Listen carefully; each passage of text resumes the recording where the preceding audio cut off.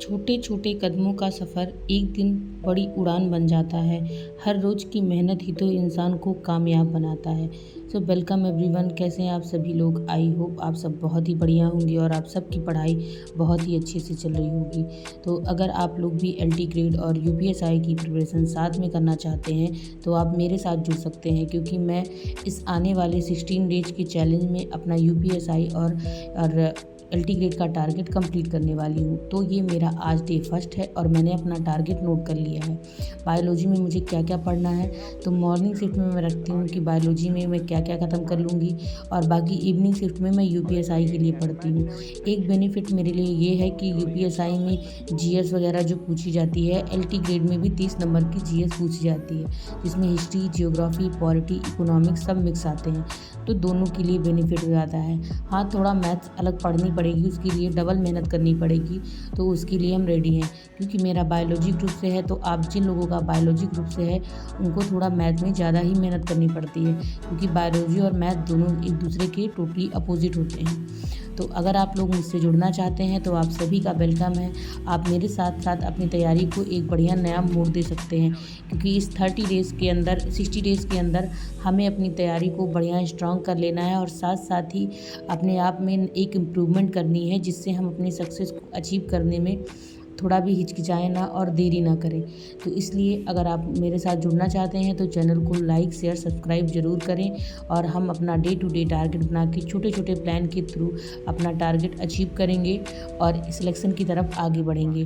तो ये था मेरा डे फर्स्ट। अगर आपको भी अपना ऐसी टू डू लिस्ट बनानी है तो आप भी मेरे साथ डे वाइज लिस्ट बनाकर अपनी तैयारी बढ़िया से कर सकते हैं, क्योंकि थोड़ा थोड़ा ही तैयारी करके एक दिन अच्छे से अपने पूरा कंप्लीट सिलेबस किया जा सकता है।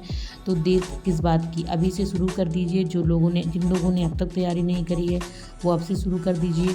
मेरा भी काफ़ी लेट हो चुका था तैयारी में, लेकिन मैंने सोचा कि जब भी शुरू करते हैं तभी से एक पूरी एनर्जी के साथ, एक नए जोश के साथ अपनी तैयारी को शुरू करते हैं।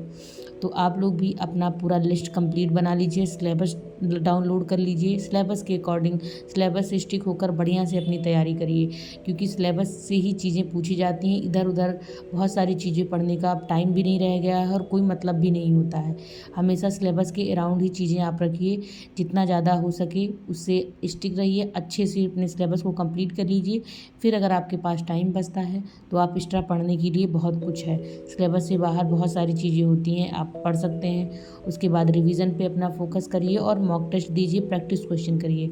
कोई भी एग्ज़ाम क्रैक करने का सबसे बेस्ट तरीका यही होता है कि आप जितना ज़्यादा क्वेश्चन प्रैक्टिस करें, जितना ज़्यादा आप चीज़ों को रिवाइज़ करें, सबसे बेस्ट स्ट्रेटजी यही होती है। हम लोग दिन भर मोटिवेशनल वीडियो देखते हैं, बहुत सारी चीज़ें देखते हैं। ये सारी चीज़ें हमें देखने की ज़रूरत नहीं है, क्योंकि हमारे आसपास में ही हमें मोटिवेशन के लिए बहुत सारी चीज़ें दिख जाती हैं। हमारे पेरेंट्स को देखकर हमें मोटिवेशन मिल सकता है। बाकी बहुत सारी चीज़ें अपनी डेली लाइफ में आप स्ट्रगल करते हैं, आप उन सबसे मोटिवेट हो सकते हैं। तो आपको अब मोटिवेशन वीडियो देखकर, बहुत सारी चीज़ें देखकर आपको टाइम गंवाने का अब समय नहीं रह गया है।